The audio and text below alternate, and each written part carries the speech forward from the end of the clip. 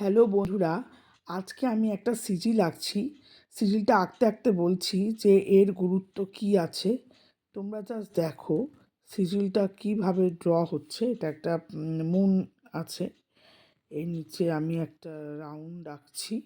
সিজিলটা বড় করে আঁকছি যাতে তোমরা বুঝতে পারো যে অ্যাকচুয়ালি আমি কী আঁকতে চাইছি। ঠিক আছে, এবং দেখতেই পাচ্ছ এই সিজিলটা হচ্ছে গিয়ে তোমরা যখন ইউনিভার্সের কাছ থেকে কিছু চাইছো, এই যে সবাই বলে ক্লেম ইট, ওইভাবে ক্লেম করা যায় না। এই সিজিলটাকে তোমরা ড্র করবে, ঠিক আছে? এবং ড্র করে দেখো তলায় আমি একটা ডব্লুর মতো আঁকছি, এই যে করে তোমরা যা চাইছো সেটা আঁকবে।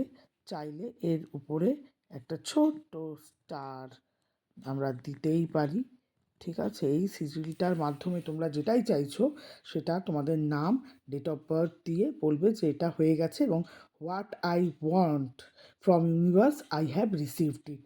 এটা ইউজ করবে, ভীষণ ভালো সিজিল। আশা করি তোমাদের মনের ইচ্ছা পূর্ণ হবে, তবে এমন জিনিসই চাইবে যেটা ডেফিনেটলি করা সম্ভব হয়, মানে পসিবল জিনিস চাইবে, ইম্পসিবল না, পজিটিভ ইন্টেনশন দিয়ে। Thank you.